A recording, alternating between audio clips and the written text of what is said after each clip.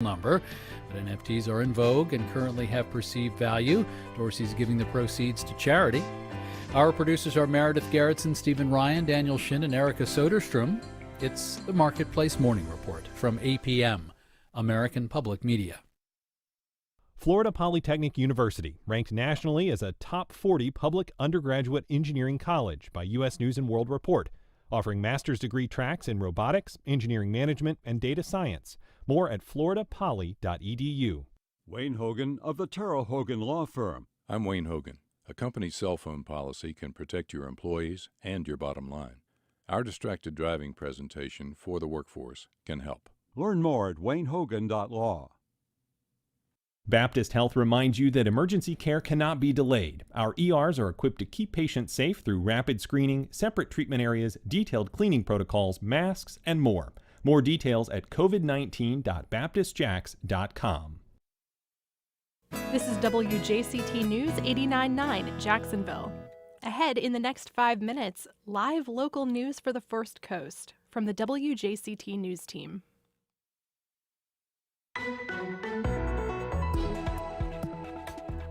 A vice presidential visit. I'm Melissa Ross, and just ahead this hour on First Coast Connect, why Vice President Kamala Harris visited Jacksonville to highlight food insecurity. That's coming up. Then later. The biggest problem with this bill, perhaps, is that it does nothing to create jobs, nothing to make us healthier, nothing to build better schools, and nothing to help fix our criminal justice system. A new anti-protest bill is moving through the legislature, but critics say it violates the First Amendment. We'll take a closer look. Plus, a new production at FSCJ captures this pandemic era. All of that and more is just ahead.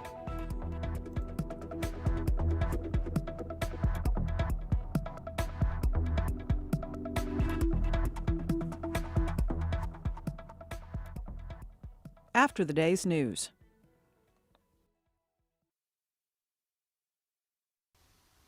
Live from NPR News, I'm Corva Coleman. Questions have been raised about the data issued Monday from drug maker AstraZeneca about its COVID-19 vaccine. A federal group known as the Data Safety Monitoring Board, or DSMB, has been tracking the vaccine's clinical study.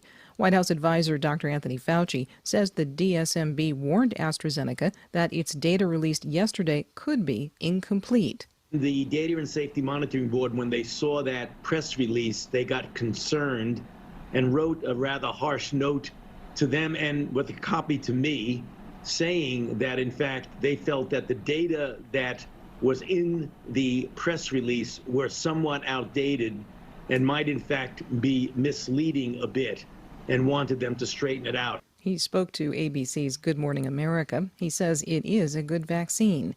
Drug maker AstraZeneca says it will share updated data with the DSMB within 48 hours. Police in Boulder, Colorado are expected to release more information today about a mass shooting Monday at the King Soopers grocery store.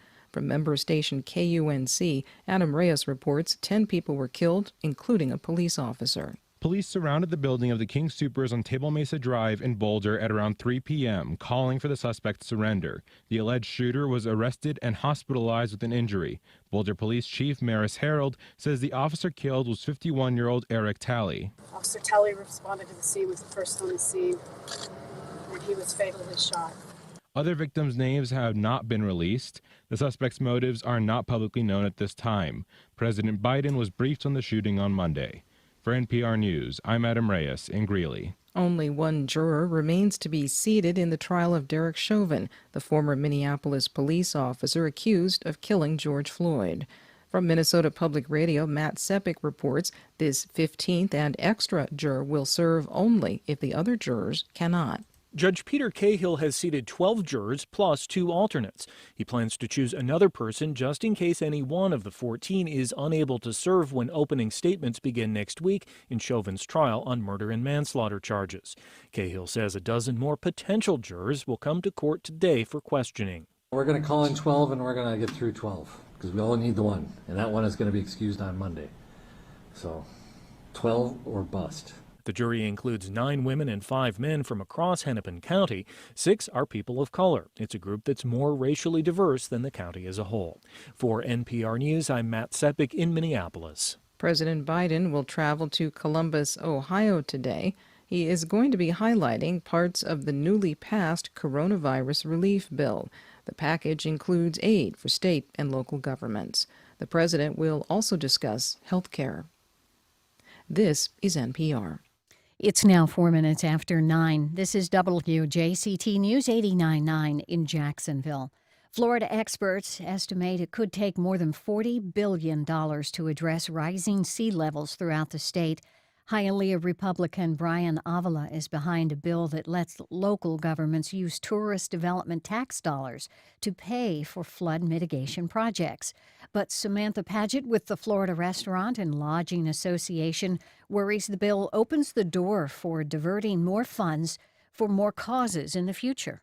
And we've discussed in previous sessions the importance of tourism to the state of Florida. And because that importance is so large, you can connect almost anything in this state to the good of tourism, whether it be transportation, education, pick any topic, and we can tie it back to the health and vitality of our tourism industry. Others have questioned whether now is the time to divert money that is supposed to be used to help support and grow the state's tourism industry. A Nassau County woman who faced a criminal charge after she was accused of deliberately coughing on and then threatening another shopper inside of a Jacksonville store last year pleaded guilty yesterday, according to a report from our partner News4Jax.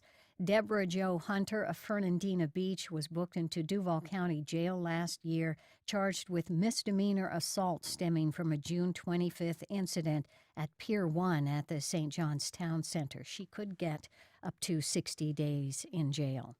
It's 62 degrees, partly cloudy in Jacksonville, low 70s for today.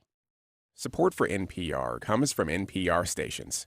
Other contributors include Womply, committed to helping self-employed workers and small businesses get their PPP loans. Application determines eligibility. More at womply.com/NPR.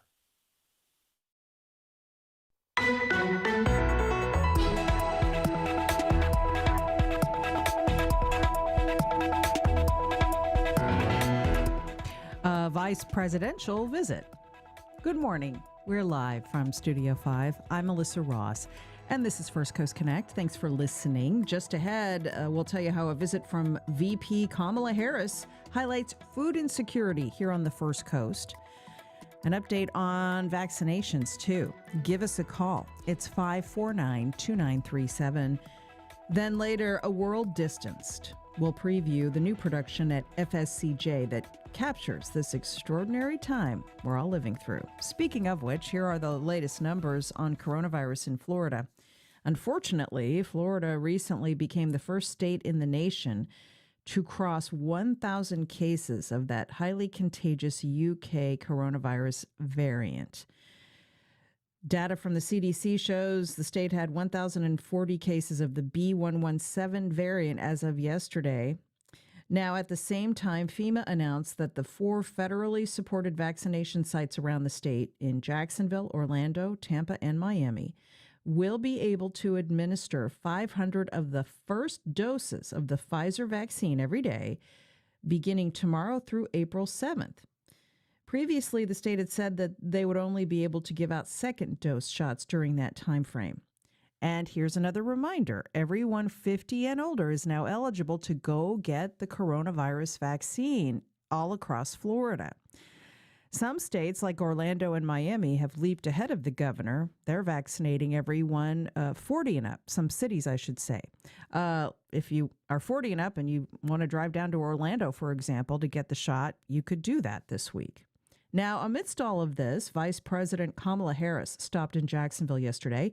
She stopped by this city's FEMA vaccination site at the Gateway Town Center, and she also stopped by Feeding Northeast Florida, where the VP took part in a local roundtable about food insecurity. We've got an update right now as we welcome Susan King, President and CEO of Feeding Northeast Florida. Hi, Susan. Good morning, Melissa. Good to have you.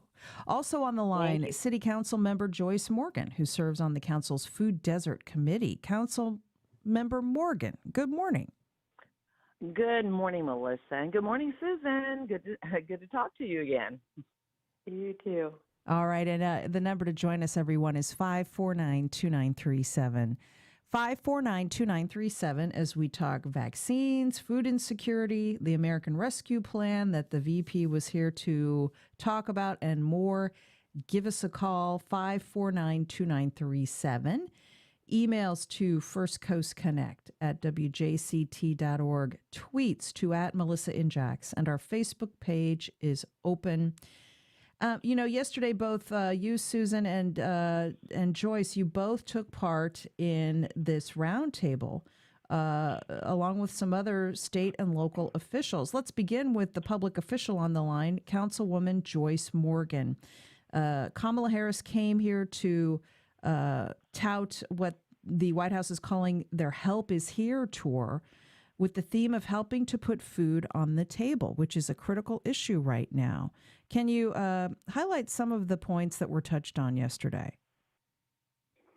Thank you, Melissa. First of all, let me just say that just being in the presence of the Vice President was an amazing feeling. She, to me, made everyone feel welcome and totally engaged. And so I really appreciated that. And I did whisper to her that I was her sorority sister, so I just have to get that out. All right. Right. That's big time. Absolutely. Okay. But she talked about the American Rescue Plan. Help is here, helping to put food on the table, as you said. And she just talked about expanding access to the pandemic EBT program, extending a 15% SNAP increase through September of this year, in investing in more into the WIC program, some $80 million. And it was truly about what was going on in our community, and each one of us, School Superintendent Diana Green, Councilmember Garrett Dennis, and Congressman Al Lawson joined Susan and myself. And we just really got to share with her what's going on and how we feel we might be able to get assistance from the federal government. And Commissioner Nikki Fried was our moderator. So I just felt like it was a great afternoon.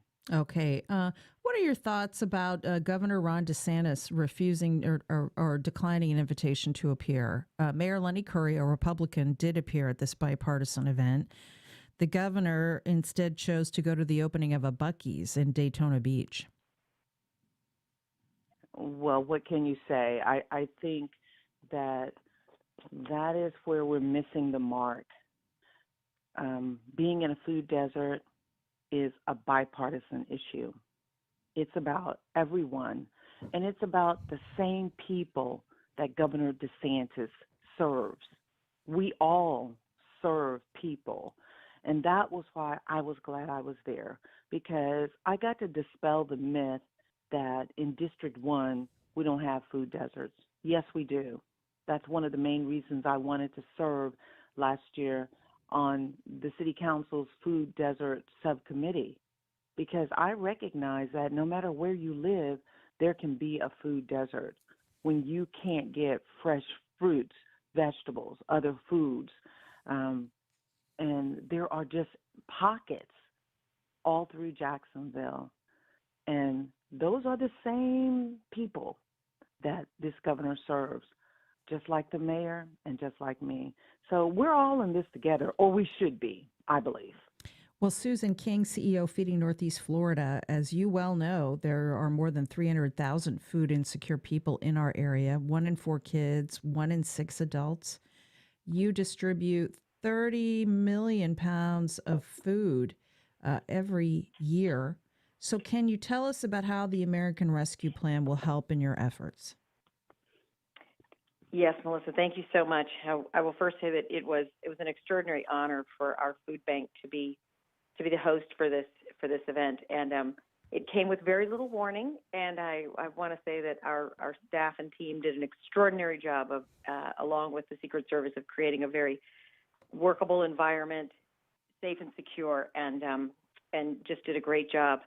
But the exciting part of this is that, while we don't necessarily know that there's any direct impact to our food bank, we do know that a lot of what's included in the American Rescue Plan provides direct support to the families that we serve. It provides through a variety of assistance programs, as Joyce mentioned, the extension of temporary or the pandemic EBT through September 30th, a temporary 15% increase in SNAP benefits. These are dollars that go directly to the families that we're serving. You know, all of us in the food banking business would love nothing more than to be put out of business. And when we empower families to provide for themselves, to make those choices that are culturally and nutritionally appropriate for themselves, we are shortening the lines, and that is our objective. So we are very excited about a lot of what's in this plan. Not that we fully understand all of it, but we do know that some of these have very immediate and significant impact on the people that we're serving. Now, Joyce Morgan, if I might, let's talk about the other portion of the VP's visit. She stopped by the FEMA vaccination site at the Gateway Town Center yesterday.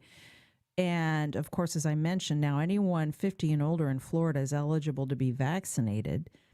Some cities are leaping ahead of state regulations. Orlando, for example, Miami, they're starting to vaccinate everyone 40 and older. Do you think Jacksonville should do the same? I think Jacksonville is on a good course where we are.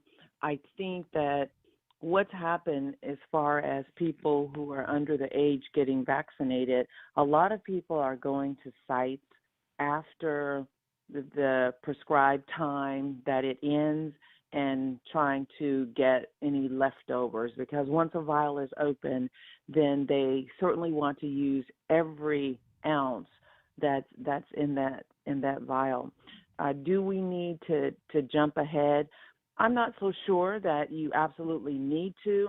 Maybe in a place like Orlando, it may be better because you have big attractions there, like Disney World, like Epcot, Universal. You have so many big attractions that are trying to open.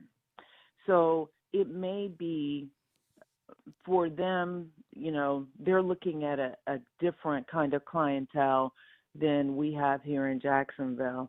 Like I said, I think we just need to stay on the course and make sure that everyone who is in that category gets vaccinated. Because remember, Melissa, right now, we're still not vaccinating to our potential.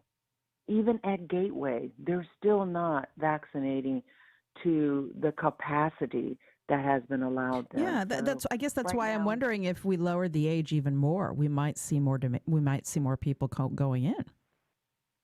Yes and no. You also have to understand that there are still so many people out there, even though we're talking about it, even though we're encouraging people to go on and get vaccinated, there are still people who don't quite believe they're ready for it yet. And it's been difficult because we as individuals who want to get vaccinated and have been vaccinated, we can't make rash judgments on other people who are still waiting. They believe they want more information. For me, I've got the information. I did it. I'm going to have my second dose of the Pfizer vaccine on Friday. But it's just really, it's been so difficult to just say, you need to go do this. Look at the statistics, look at the numbers, and there's a reason we should do this. Herd immunity is real, and we need to get there. Let's go to your calls now. 549-2937. Ira on the South Side. Hey, Ira, good morning. Good morning, Melissa. Thank you for this important show. I don't understand how the city prepared for the vice president's visit. We have you, Melissa, as a treasurer. Could we not have arranged a 30-minute call with you and the vice president? Yeah, I wish. So that, no, the important part of the question, Melissa, is I understand her making personal appearances at the two sites, But it seems to me you're a bigger platform, and we could have put a more informed message out to the public. Well, Thanks for Ira, I taking can't. my call. You know what? I really appreciate that. We did make the request to get a one-on-one with Vice President Harris. We didn't get one. A couple of other reporters in the city did get very brief opportunities to do that, but we were not chosen. So you'll have to take it up with the comms team for VP Harris. 5492937 Gail, or excuse me, Susan King, Gail King. Why did I have the name Gail King in my head? I don't know. Susan King. Can you talk a little bit about how the pandemic has exacerbated food insecurity? Because there are two narratives going here.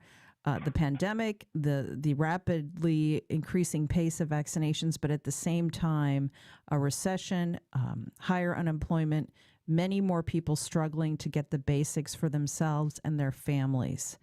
And you have seen this up close for a year now. So can you talk about what the last year has been like for this community, as opposed to what you had been dealing with before the pandemic began? Absolutely. So in 2019, we distributed probably close to 17 million pounds of food, and we did 32 million pounds in 2020. We saw a 129% increase in the number of people that we served over that period of time.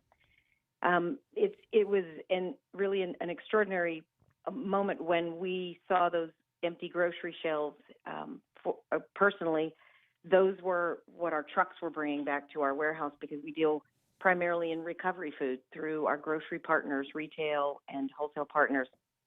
So there's been a lot of pivoting, trying to meet this demand and figure out where it is and how long it's going to last as it went into a full year and continues to this day. You know, the people that we serve are primarily people who live paycheck to paycheck. And when there's a disruption in that cycle, when there's a loss of hours or a loss of employment for a period of time, possibly resulting in a loss of housing or a vehicle, those are things that take a long time to overcome, long beyond a recovery that starts to improve. You know, there's not a savings account from which to draw upon to suddenly change your situation.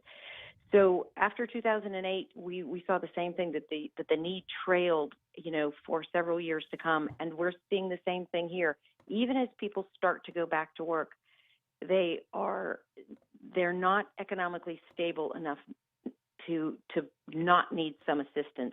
So when we see, you know, the help that's coming through the American Rescue Act, even on a temporary basis, you know, it creates such optimism that we can help these families get back to where they were. We, as an organization, you know, are looking at this continuing through 2021. This really enhanced need, and are preparing for that. 5492937, Felicia in Jacksonville Beach. Hi, Felicia. Good morning. Good morning. I have a really simple question. What is happening to the vaccines that are left over at the end of the day? Because on the radio, I heard that we were throwing away extra. So if we reduce the age to anyone who wants to come in, then we would not be wasting any vaccines. Thank you, Felicia. Yeah.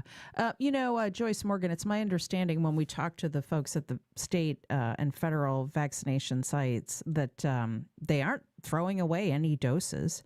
Now, that said, there's a huge mismatch between the capacity they have to vaccinate and the current demand. Correct. When I went to Gateway for my vaccination, I will tell you, I started at Edward Waters College.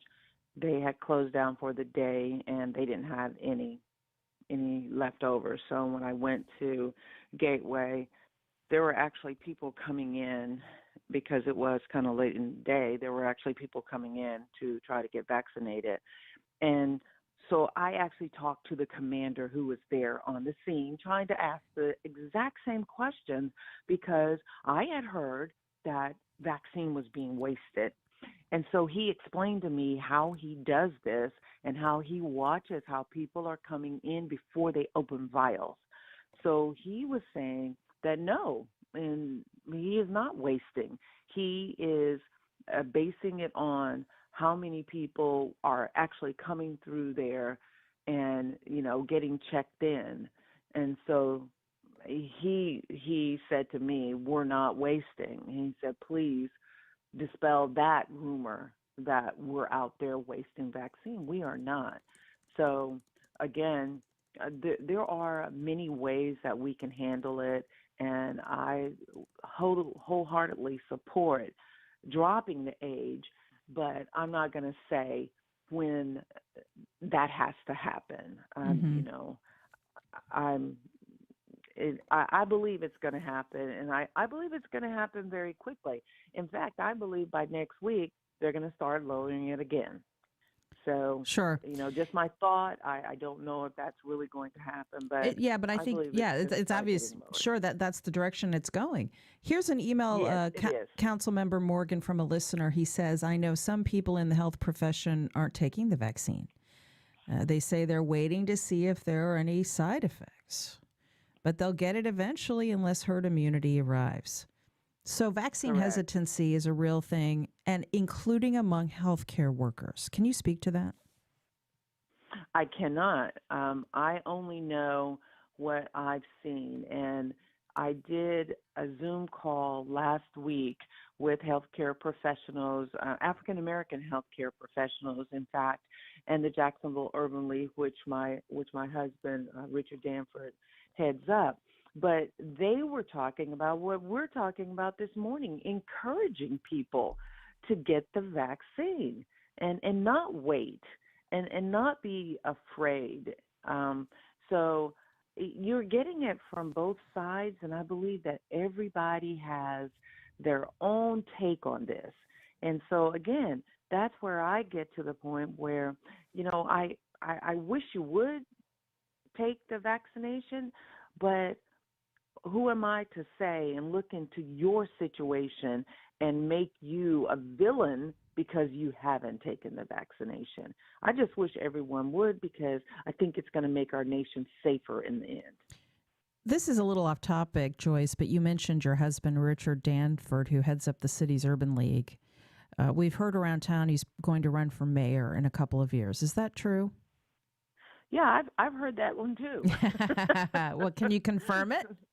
Sorry, guys, I can't confirm or deny that. I heard that he said it on his radio show. He does a radio show, and I heard he said that too. But, at home, he is not really saying that I'm definitely going to run for mayor, so. Has he set up a fundraising committee of any kind? No, he does not. I do know that. He does not have a committee of any kind. All right. Let's take a few more calls as we talk about Vice President Kamala Harris's visit to Jacksonville yesterday. 549-2937, Noel in Jacksonville. Hi, Noel. Hi, Melissa. It's Noel. Noel. Hi, Noel. It's all good. I had a quick question. Have we really been pushing towards getting frontline workers in grocery stores taken care of for the shots? And how is that process? Yeah, unless they're 50 and older, they haven't been eligible, which has been criticized, we need to point out, because this state has had the policy of seniors first, of course. Susan King, I know that you're on the line to talk about food insecurity, but let's talk about seniors for a minute, because they are at least getting the priority to go to the front of the vaccine line, but they're also vulnerable economically in this pandemic, which is where you come in. Yes, and thank you for that. There is some funding specifically for senior nutrition included in this American Rescue Act, which was, very heartening for us, because we know that 1 in 6 seniors in our community is food insecure, something that we've been focusing on for the last couple of months, trying to bring awareness to this fact. One of the things that we saw during the pandemic was that that there's this very almost forgotten population of low-income seniors that live in these subsidized housing facilities, and we're suddenly forced to be inside, and people not allowed into the buildings, and congregate feeding shut down, and so we ended up providing over 650,000 restaurant-prepared meals to these very housing facilities over the course of this past year. during the pandemic. It's so easy to forget seniors that you don't see and hear. It's wonderful that now we are seeing higher vaccination rates for the seniors. But I share Joyce's sentiment that, it'll be good when we can just get everybody vaccinated.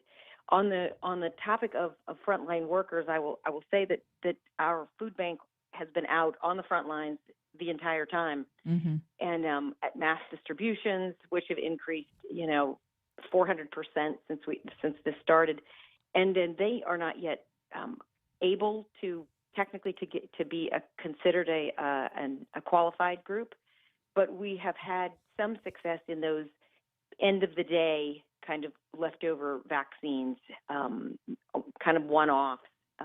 But the hesitancy rate amongst even our employees who are frontline has been higher than I would ever have imagined. We see the same thing in the communities where we're doing food distributions.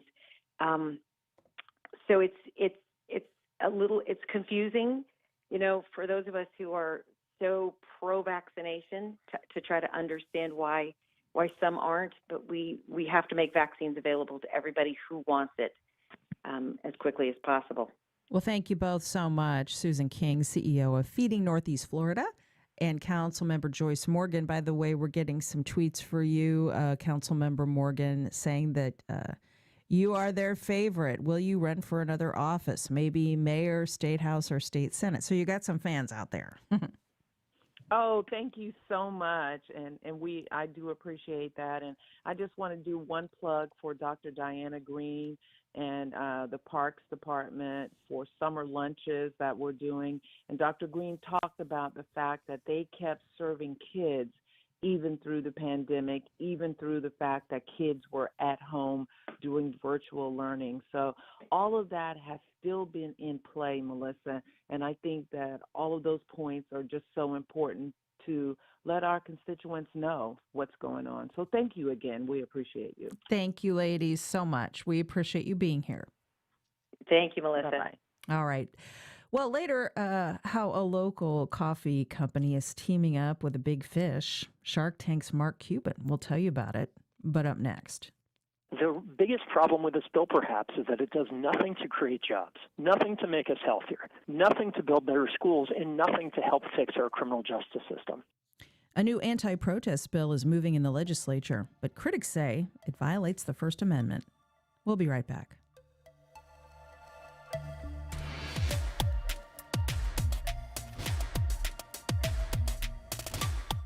And good morning. I'm David Luckin, station manager at 89.9, and we want you to give us a call at 353-9528 because we are in this together. We're moving forward together as we get through this pandemic and keep bringing you all the information that you need to get by every day with First Coast Connect with Melissa Ross. So please, if you're a regular listener, give us a call now at 353-9528, or you can go online at wjct.org/donate. And we thank you so much for your support.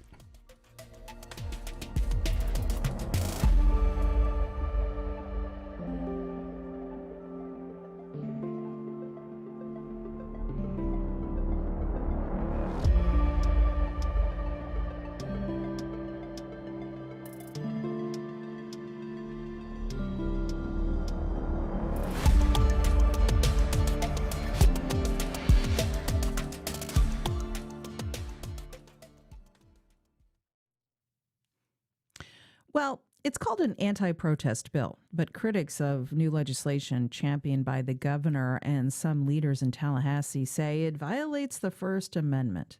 For more, I spoke with Andrew Warren. He's the state attorney for Hillsborough County, Florida. Andrew Warren, good to talk to you. Thanks for being with us. Melissa, it's a pleasure to be back. Thanks so much for having me. It's fascinating to see that in the legislative session that's going on right now in Tallahassee, an anti-protest bill is the governor and legislative leaders' number one priority. In the middle of a pandemic, it's House Bill 1. It's billed as an anti-protest bill, but you and some other opponents of this have called it an assault on our democracy. Why is that? Well, it is an assault on our democracy, but let me go back to the point you just made. I mean, this is the number one priority. It fails to address the urgent needs of our state, economic needs and healthcare needs, and we're facing huge budget issues and educational needs and environmental needs and even criminal justice needs that are far more important than this. The biggest problem with this bill, perhaps, is that it does nothing to create jobs, nothing to make us healthier, nothing to build better schools, and nothing to help fix our criminal justice system. Well, let's talk about what the bill would do. It's called the Combating Violence, Disorder, and Looting and Law Enforcement Protection Act. Basically, what it is doing, according to the governor and other legislative leaders, is cracking down on violent protest. Yes? Yes, well, that's what the bill says it's supposed to do, but the reality is that this bill is a solution in search of a problem. It doesn't actually help prosecutors. We already have the tools we need to prosecute people for rioting and looting and destruction and violence. And I can point to the fact that the one night of widespread violence we had in Tampa of rioting, we're prosecuting people for those crimes. Now, what this bill really does is it enhances some penalties for crimes that are already on the books. It creates some new offenses where we already have laws to address them.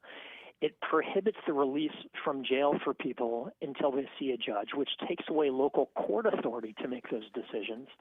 And it really doesn't help prosecutors at all with the difficulty of prosecuting and holding people accountable when they're involved in violent crimes or violent protests. So the difficulty here is not really legal, it's factual. When law enforcement's at a scene of 100 people and 3 of them do something wrong, the problem that prosecutors and law enforcement face is identifying those 3 people. Who did what? And that's the real issue with the when you have sporadic acts of violence and criminality stemming from a largely peaceful protest. So this bill doesn't address any of those solutions, any solutions to those actual problems. What it does instead is it really pays lip service to public safety with bumper sticker rhetoric that has lots of negative implications because it infringes on our free rights. Critics of this bill have called it racist. Do you think it's a racist piece of legislation? I don't think it's racist legislation. I do think that it's going to have a disparate impact on minority communities. I think we've seen from the way that protests have been policed across the country that there is a real concern and a real issue for the perception of what's happening at a protest in terms of who is conducting, who's misbehaving and who's not. And you can look at the difference between how Black Lives Matter and other racial injustice protests were policed versus what happened at the insurrection on January 6th. And so my concern is really not just that this affects our minority communities, but that it tears a couple corners off the Constitution by chilling freedom of assembly, freedom of speech, these rights that we hold sacred as a country. Anytime anyone is doing anything that chips away at those rights, we all need to put our guard up. Well, now, one thing about this bill that does seem to have a chilling effect on street protest is that if anyone at a protest becomes violent, anyone else who's there would also be facing the same charges that the person who became violent would face. Correct? That's right. And that is the crux of the issue that is encroaching on free speech and peaceful assembly. The bill defines the word riot so broadly. So any public disturbance in which 3 or more people end up doing something bad, and we can all agree what the bad is, it's violent and destructive conduct. But if you have 3 or more people engaged in that bad conduct, it criminalizes the peaceful protest and the peaceful assembly by everybody else who is there. This is making peaceful protest by the many unlawful based on the conduct of the few. Mm. Okay, so as we mentioned, this is House Bill 1. You're a prosecutor. If this goes into law, how will that affect your job in Hillsborough County? Well, it's really not going to affect my job whatsoever because we don't intend to use it. But this is a bill where we have the tools in place already to prosecute people who commit bad crimes. The concern we have is that, as I said, it's a solution in search of a criminal justice problem. It encroaches on those freedoms of speech and assembly. It violates principles of local control, and worst of all, it fails to address the needs of Floridians. So in terms of how my office is going to handle it, we have made very clear that we are going to do everything we can to uphold First Amendment rights of citizens in Hillsborough County. But we're not going to tolerate people who commit acts of violence and destruction, especially under the guise of peaceful protest. So it's not going to change what we're doing here. But in other jurisdictions around the state and potentially around the country, they look at this as a way that it can possibly be a way to criminalize people who are engaged in peaceful protest, and it's going to discourage people from exercising those First Amendment rights. Is this just political theater on the part of the governor and the legislature? Unfortunately, it may be. I mean, when you look at the fact that we don't need this bill, it doesn't actually help prosecutors. It doesn't address the issues faced by law enforcement and prosecutors of holding people accountable when they commit crimes at a protest. It stifles free speech. It takes away community control. It doesn't address racial injustice. So why are we doing it? You say political theater. My concern is anytime we are limiting our freedoms in the Constitution, that we're willing to encroach upon those freedoms and we're not getting a benefit out of it, it just doesn't make any sense to me. And it goes back to the priorities of the needs of Floridians. What are we doing to actually make Floridians better off, healthier, more educated? What are we doing to reform our criminal justice system? This bill just does not address any of those things. It is a head scratcher as to why this has become the priority in Tallahassee. Andrew Warren, he's the prosecutor in Hillsborough County, state attorney there. Thanks for joining us. My pleasure. Thanks so much.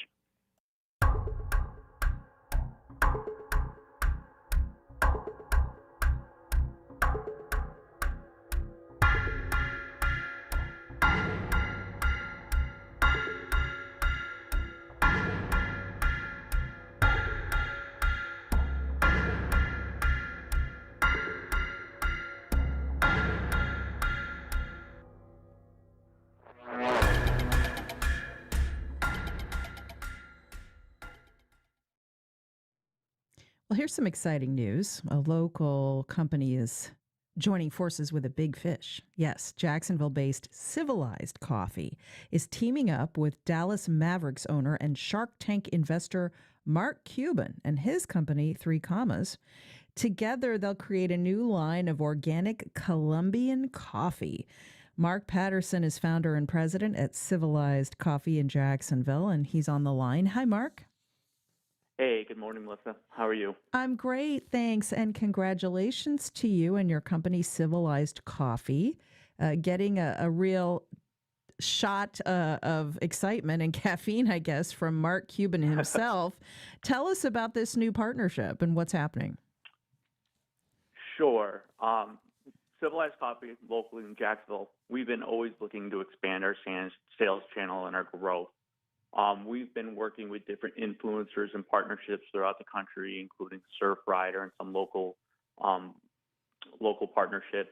And right around the end of last year, Mark's Cuban teams reached out to us, and we've been working on this project. And we're excited at launch and really big success. What we are sharing the sales channel, so we're both selling the product. It's co-branded with Civilized Coffee and 3 Commas. We source the coffee directly from Colombia. My partner, Jeff Norton, he's an expert coffee roaster, so he really, really did an amazing job with this coffee. Now, his company, 3 Commas, is based on the fact that there are 3 commas in $1 billion. So this is all about making some money off your coffee. Absolutely. Yeah. Okay, so I would think having his help will really be a game changer for you. Tell us a little bit about your projections, what you hope to do with this over the next few years. Sure. So this is our first line of coffee. We've got the whole bean in the ground organic coffee, and then we've also did a decaf. Decaf is what Mark Cuban drinks, so we had to make sure we included that in there.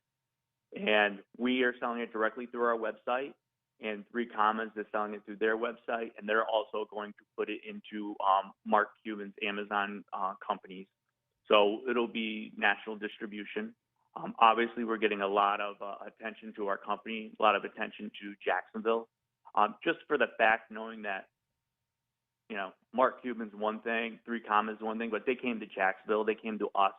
I think that's really a shot in the arm and really gives us some of that national exposure that we're looking for. Why do you think they picked you when they could have chosen to help any number of companies around the country this way? We've just been proving ourselves year over year. Our company has grown 300 to 400% since 2017. We have sold to every state in the country. We have sold to Mexico, Canada, the Caribbean, Europe, the Middle East, military facilities in the Middle East. So we're rapidly growing, and it's all about entrepreneurship and small business. And I think it's just a great collaboration. I mean, what else is Mark Cuban? What else does Three Comma represent? But determination, focus, success, and we represent that also as we grow. Now, this is coffee shipped directly to your warehouse on Dennis Street in Jacksonville, where you create small batch roasts. With this new partnership, will you have to expand your local operations? No, we're really in the right place. We have a 40,000 foot warehouse. My partner Jeff imports coffee from all over the world, so we have lots of space. We have 2 different roasters. We have a great team, and we can handle the growth easily. Well, that's exciting. So the coffee is available at your website, civilizedcoffee.com, and also at his website, threecommas.com. Where around town can people also buy the coffee at a brick and mortar location, if any? Not at the moment. We haven't reached out to any wholesale distributors yet. We're looking into that, and we're always, if someone's listening, is interested, let us know. We want to build sales and with you too. So please reach out to us.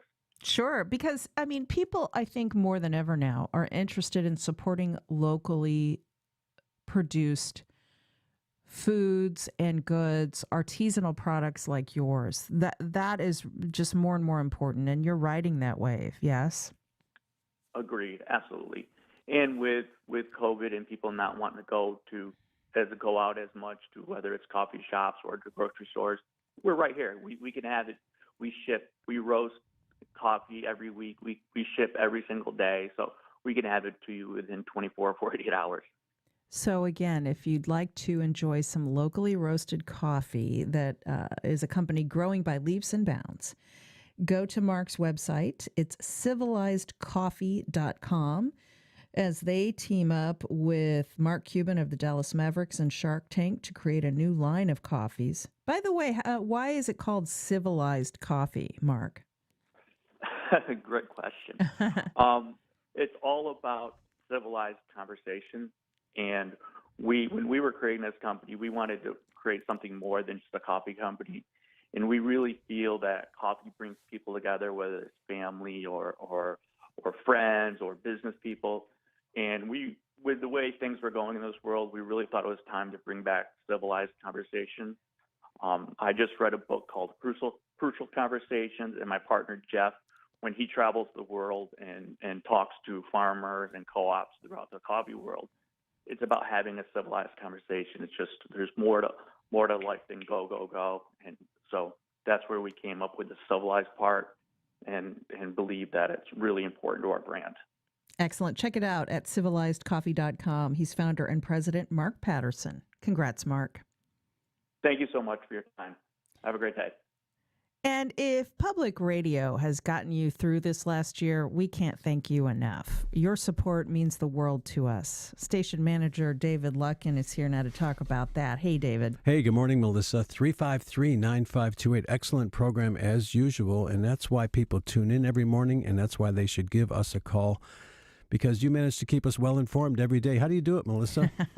Lots of coffee. yeah, civilized coffee. I'm going to have to buy some civilized coffee, I think, now. You know, my Javelia is very important to me, but I'm going to have to try civilized coffee, David. There you go. Coffee, Josh, Heather, and Melissa every morning bringing you what's important. So give us a call, 353-9528. We're going to actually do this drive in earnest Wednesday, Thursday, and Friday. So we're just sneaking in now to try and pad the pot a little bit before we really ask you. So if you want to join us now, give us a call, 353-9528. And we thank you so much for your support. It is so important.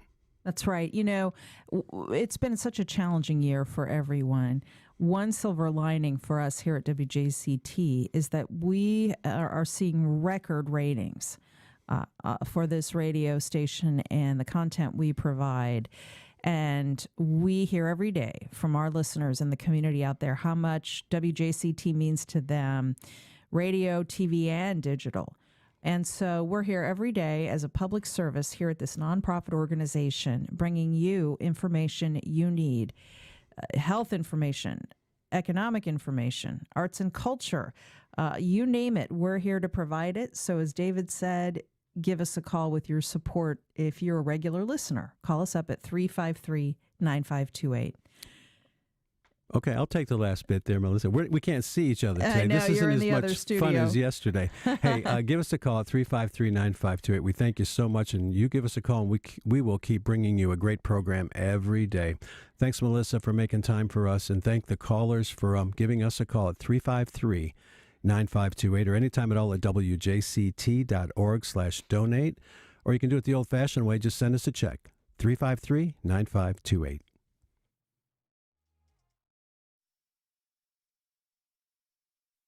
Even though we turn the page to a new year, many challenges are still with us as we begin 2021. WJCT News 89.9 will continue to be here for you, bringing you the information and understanding you need to take those challenges on. Help WJCT News 89.9 meet those challenges with your donation of support today.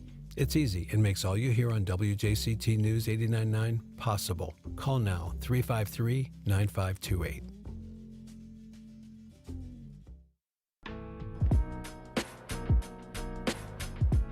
Getting back to the office could be tricky as employers consider vaccine policies for their workers. Right now, our research shows that more employers are actually encouraging it rather than requiring it.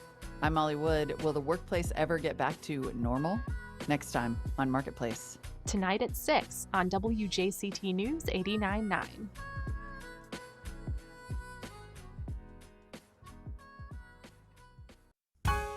On the next Fresh Air, the director and co-director of the film Soul, which is nominated for an Oscar for Best Animated Film. We talk with Pete Docter and Kemp Powers, who also co-wrote the film. Powers also has an Oscar nomination for his screenplay One Night in Miami, which he adapted from his play of the same name. Join us. Today at noon on WJCT News 89.9.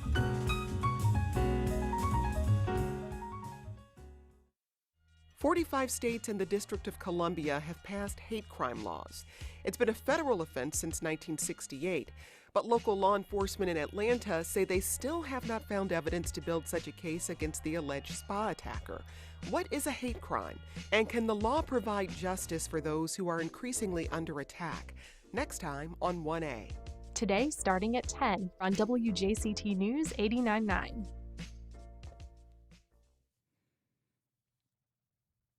Welcome back. A new play presented by FSCJ Drama Works captures this time of pandemic.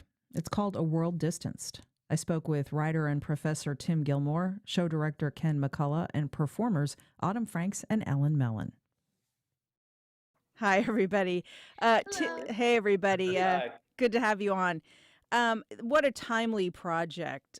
Tim Gilmore, let's begin with you. Tell us about A World Distanced. So for me, it kind of came as a surprise. Ken gave me a call and right around Christmas, I don't remember exactly when it was, and said, hey, we've got this upcoming project, and asked me to write some short pieces for it. I thought they would be more like poems originally. I think that's what Ken had in mind. but I talked to several people with very different kinds of experiences with COVID, and shaped my interviews with them into a series of monologues. So there are 11, we're calling them COVID monologues, and that's one facet of the show.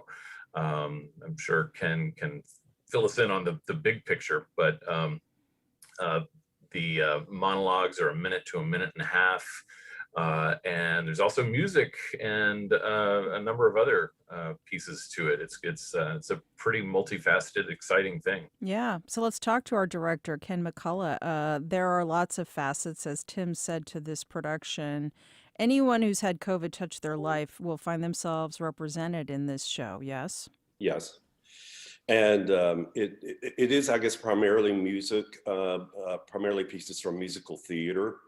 Kind of the scope of musical theater, along with Tim's monologues, and there's also dance in it.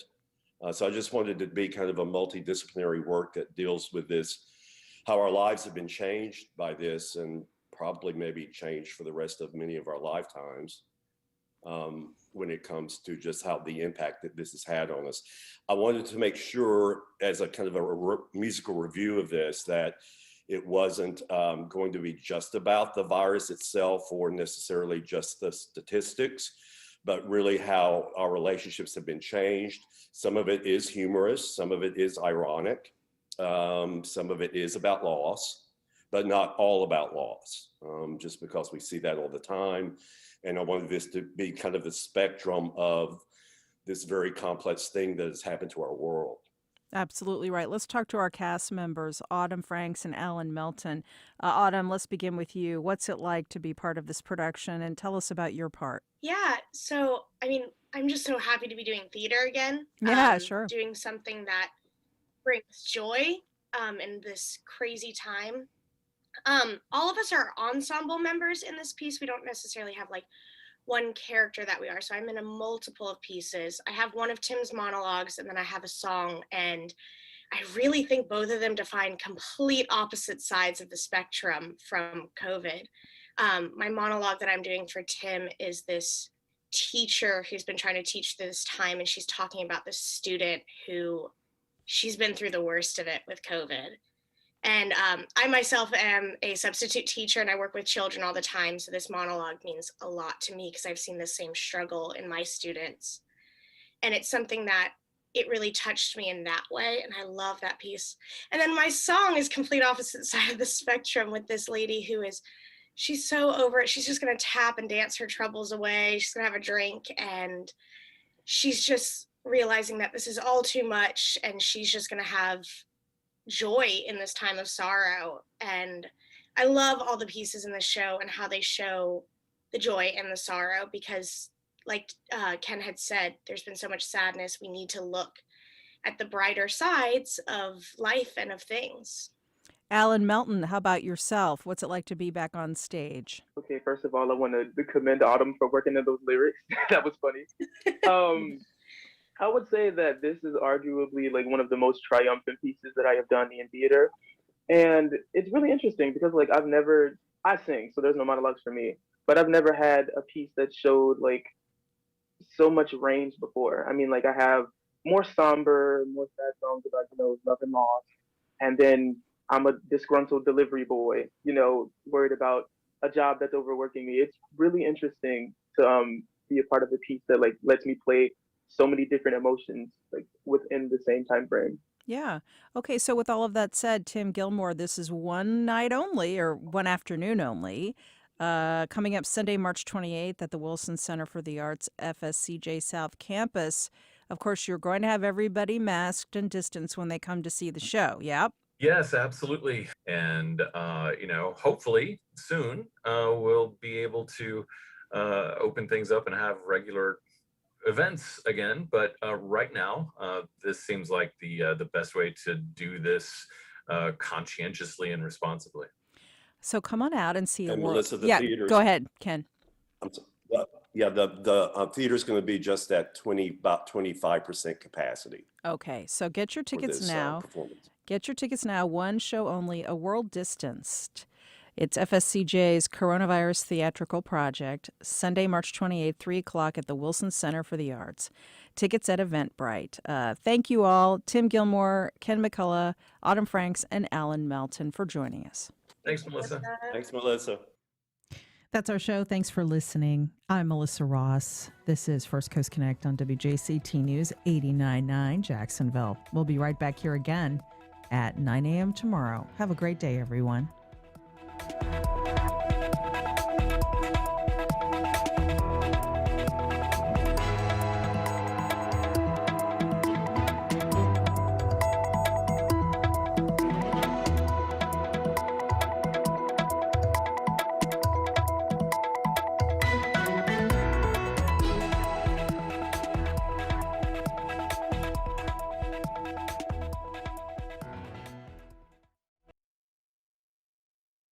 Support for First Coast Connect is provided by Baptist Health